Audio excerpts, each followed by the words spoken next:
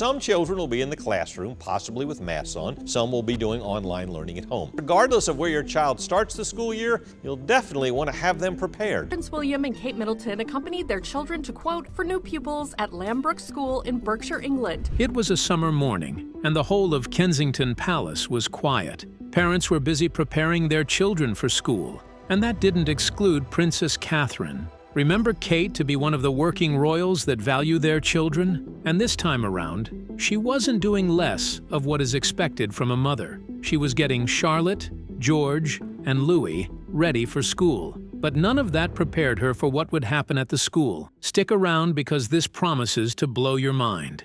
At 5 a.m., Catherine was already awake, her feet light against the floor as she moved through the house. In the kitchen, she brewed her morning tea, the soft clink of the teaspoon the only sound in the room. She sipped it slowly, standing by the window, her mind already on the school run. By 6, she was dressed and ready. Her hair, brushed smooth down her shoulders, framed a face that looked calm but quietly busy. The day ahead had its usual list of tasks, but for now the focus was getting the children out the door. Upstairs, the children were just beginning to stir.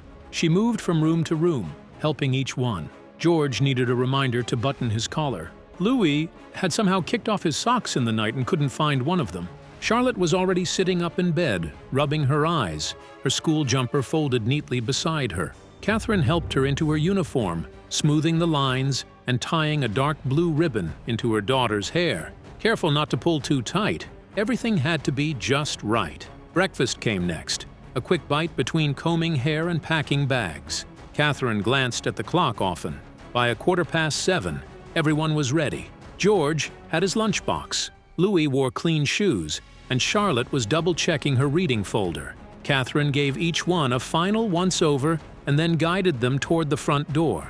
William was there waiting, sipping tea from a mug, offering a warm goodbye as the children filed past him. They stepped out into the morning chill. Catherine drove while their security team followed closely behind. Charlotte sat in the back, quietly reading aloud from her spelling list. Now and then, Catherine gently corrected her, encouraging her in her usual calm way. Her daughter wanted everything to go well. She asked if her reading would be good enough today, wondering if her teacher would like it.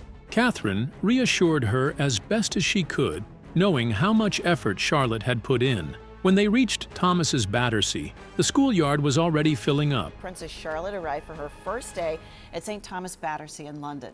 Parents gathered near the gates, holding backpacks and lunch boxes, whispering short hellos and waving at familiar faces. Catherine parked in her usual spot, stepped out, and went around to help Charlotte with her things. She adjusted the strap of the school bag on her daughter's shoulder and held her hand as they walked up the short path leading to the main entrance. The scene at the gate felt ordinary. Most of the teachers were smiling, greeting students as they arrived. Some paused to chat with parents. Others crouched to welcome younger pupils. There was a sense of routine, of things falling into place. Catherine spotted Miss Hall standing near the entrance to Charlotte's Year 3 classroom. She was arranging some papers and flashcards. Her expression didn't change much when she noticed them approaching. She glanced up briefly, but didn't offer a smile. Her tone was clipped, her words barely meeting the moment. But just when Catherine and the children walked past her, something happened that changed that morning forever. Keep watching, because things are about to get a lot more interesting. Before Charlotte could settle in, Miss Hall noticed something small, an issue that could have easily been overlooked. Charlotte's shirt wasn't tucked in perfectly. What came next wasn't said softly or privately. It was noted in the open, in earshot of the other students and parents nearby. Without checking her tone, Miss Hall pointed it out, and she also added that the child might be slipping into laziness. Her attention then shifted to Catherine, and what followed came with a sharp edge. She commented on how if parents spent less time focused on public image, they could pay attention to small but basic things, like dressing their children appropriately. A couple of parents nearby looked down awkwardly, suddenly invested in adjusting bags or checking their phones. Catherine didn't respond right away. Instead, she turned to Charlotte, bent down gently, and fixed her shirt, her hand careful and kind, her face calm so Charlotte wouldn't feel the sting of what had just happened. She whispered something that made Charlotte straighten her posture slightly, trying to carry on as if everything were normal. Though Catherine's outward expression remained composed, something had changed in the air. The sting of that comment, not just aimed at Charlotte but clearly meant for her as well, stung like a bee. There was no mistake in the message Miss Hall had sent, and the way she said it made sure others had heard. Catherine stood up, gave a polite response, and kissed her daughter on the forehead. She then turned to leave, but her heart was far from light. In all her years as a mother, royal or not, no teacher had ever addressed her like that, especially not in front of her child. As she walked back to the car, her thoughts began to turn. There was something about the tone Miss Hall had used, the timing of it, the way it was said so publicly. It wasn't just a correction, it felt more like a statement. She sat in the car for a few moments before starting the engine, her hands resting on the wheel. The morning had begun quietly, gently, just as any other day, but this moment would stay with her, and what it meant would become clearer as the day unfolded. She didn't rush to turn the key in the ignition. Her eyes moved to the school gates, now behind her, and for a moment, she just sat there, in the quiet. Her fingers rested lightly on the steering wheel. The morning had started with a sense of routine, but now it had turned to something that didn't sit right. It wasn't about her feelings being hurt. It was about the tone, the timing, and the public nature of it. She wasn't just a public figure today. She was a mother dropping off her child. By the time she got home, she had already played the moment back in her head more than once. The house was still, and the morning sun peeked softly through the windows. She placed her keys on the side table and walked through the hall, just as the phone began to ring. William was calling from Windsor. He had already heard something from someone, not the whole story, but enough to ask what had happened. She told him everything, the way Miss Hall had spoken, how Charlotte had reacted, and the silence that followed her response. William, as expected, offered to step in. He knew the headmaster personally and said he could place a call that afternoon if needed. But Catherine didn't want that, not yet. She wasn't interested in causing ripples just for the sake of it. She believed in handling things with patience, and she told him she needed a bit more time to think things through. He didn't push. He understood how she worked, and they left it at that. Later that morning, Catherine had an early years meeting scheduled. She got ready and showed up on time, as she always did. But even as she sat with her team and reviewed reports and plans, Miss Hall's words kept echoing in the back of her mind. And that's not all. They weren't just unkind, they were careless. And coming from someone in charge of children's learning environments, that alone was enough to trouble Catherine. She tried to stay present, but the way the teacher had said it, as if some families weren't good enough, had struck something in her. Just as the meeting wrapped up, her phone buzzed with a message. It was from the school. Charlotte had done well in class that morning. She had answered questions confidently and had even helped a classmate with their work. Catherine smiled softly. Whatever had happened earlier hadn't shaken her little girl's spirit. That alone brought a bit of peace. It reminded her of the resilience children often carry without even realizing it. Still, the question kept racing in her mind. Should she raise the matter formally? Not to demand an apology, but to make sure it didn't happen to another parent, especially one without a public name, someone who couldn't answer back so easily. She stood by the kitchen window, holding the phone loosely in one hand, staring out at the garden. Her tea had gone cold on the counter behind her. She wasn't rushing into anything. That wasn't her style. But she knew she had to make a choice soon. Silence sometimes allows behavior to repeat itself. But rushing to act in anger could also send the wrong message. By the time the sun began to drop lower in the sky, Catherine still hadn't made a move. She decided to take the evening to think again.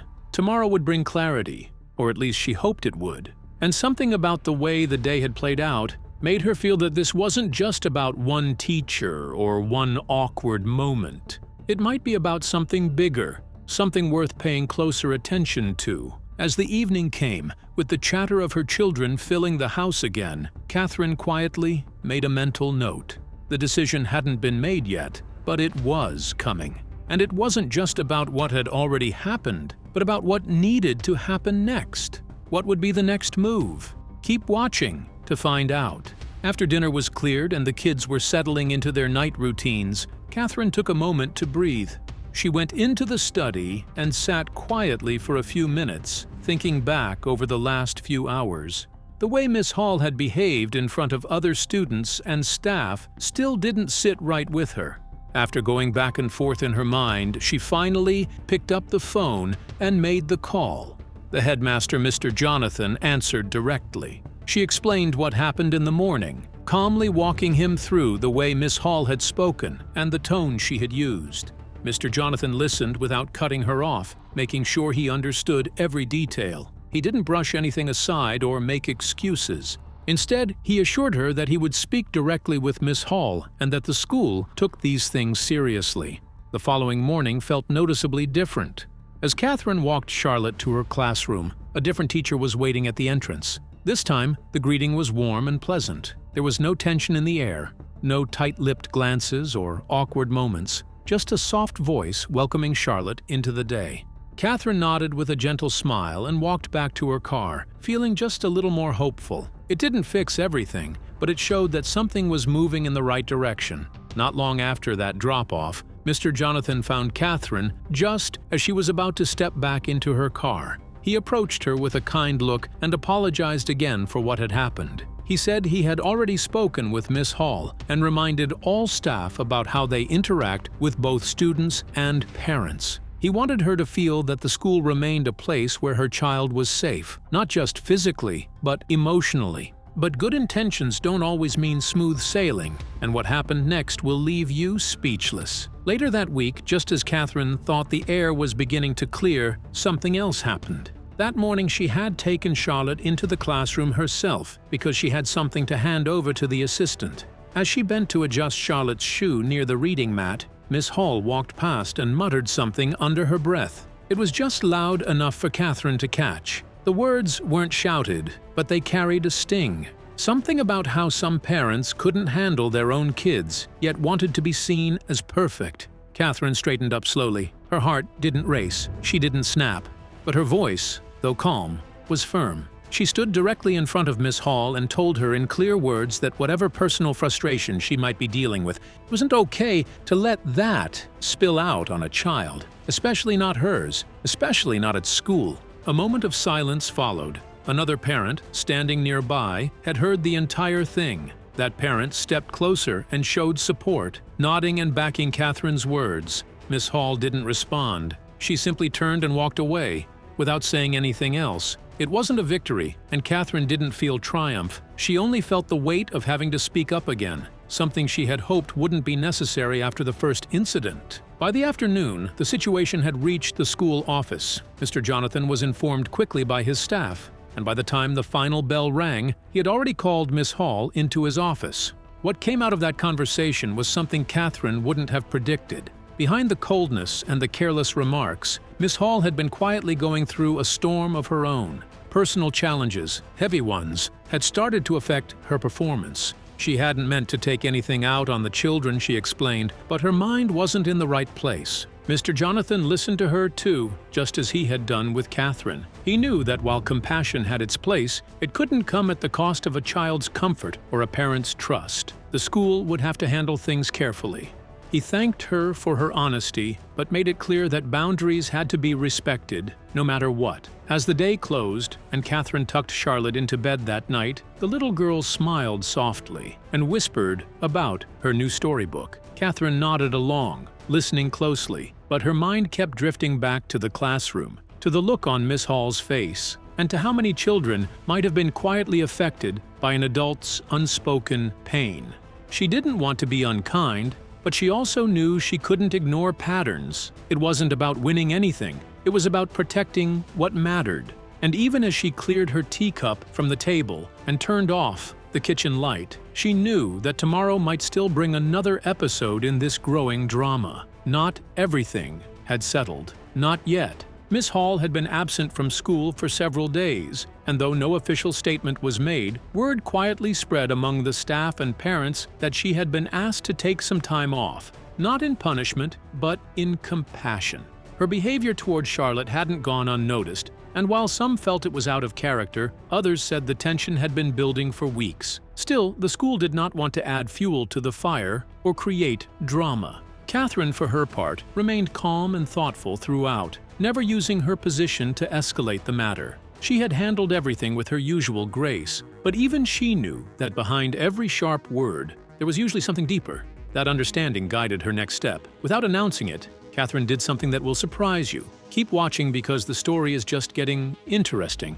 Kate reached out quietly to Miss Hall. She didn't make it about blame or titles, just concern. She wanted Miss Hall to know that she was seen, not just for her mistake, but as a human being who might be going through something difficult. Her message was short but sincere, letting Miss Hall know she was not alone and could ask for help if she needed it. There was no pressure, just kindness. Surprisingly, Miss Hall responded, not defensively, but with quiet gratitude. As it turned out, the school had suggested she take some time to reflect and recharge, and she had agreed. But it was Catherine's message that moved something in her. It reminded her of the work Catherine had been involved in: mental health support, early intervention, giving people space to heal instead of judging them. Through one of the very charities Catherine had long supported, Miss Hall began attending therapy sessions. Not for show, not to win back favor, but because something inside her knew it was time to deal with the storm she had carried silently for so long. She returned to the classroom after a week. There was a visible difference in her posture, her voice, and her eyes. She looked calmer, not completely healed, but grounded. That Monday morning, as the children gathered for the day, Miss Hall took a quiet moment with Charlotte and her mother. Her apology was simple, heartfelt, and without excuses. She owned up to her words from that morning and expressed genuine regret for how she had acted. Catherine received the moment with warmth and understanding, not brushing it aside but accepting it with clarity. She gave Miss Hall her contact in case she ever needed someone to talk to again, and reminded her of the ongoing support available through the same charity. Later that evening, Charlotte came home from school and surprised her mother with something unexpected. She had written a thank you note to Miss Hall. It was short, in a child's handwriting, and sweetly honest. Catherine smiled as she read it. There was no trace of sarcasm or leftover tension. Just a little girl choosing kindness even when she didn't have to. Catherine didn't tell her to write it. It came from Charlotte's own heart. Inspired by her daughter's gesture, Catherine suggested they do something nice for the class. Charlotte's face lit up at the idea. They decided to bake muffins together that evening, just the two of them, flour on their hands and laughter in the kitchen. It wasn't about impressing anyone. It was about healing, together. Catherine let Charlotte take the lead, choosing the recipe, measuring out the sugar, even cracking the eggs with a careful hand. They made enough for every child in her class, and a special box just for Miss Hall. The next day, Charlotte carried the box proudly into school. Her classmates beamed as they each received a warm, homemade muffin. And when she handed the final box to Miss Hall, something shifted again. The teacher's eyes filled with appreciation. It was a moment of being truly seen and forgiven by a child. That kind of grace doesn't come with rank or age. It's something more rare, and Miss Hall knew she was lucky to receive it. That evening, as the house settled into its usual rhythm, Catherine found a quiet moment alone. She sat by the window, watching the fading light over the garden, and felt a calm wave of pride. Not because everything had gone perfectly, but because in the middle of discomfort, her daughter had grown. Charlotte didn't just recover from the incident, she had transformed it into something tender and brave. That's what resilience looks like. Not loud or showy, just gentle steps toward understanding, even when it's easier to stay hurt. Catherine had always believed that children learn more from what they see than what they're told, and today had been living proof of that. Watching her daughter show grace to someone who had wronged her, not once but twice, reminded her of why she devoted so much of her time to early years development. Confident students develop the skills they need to succeed in life. Every moment matters. Every adult's words, even the careless ones, leave a mark. But it's how those moments are handled that teaches a child who they are and what they can become. Thank you for staying with us. Could Catherine have handled Miss Hall better than she did? Share your opinions with us in the comments section. If you enjoyed the video, like, share, and subscribe to our channel. Also, click the following video on your screen. and you will enjoy it.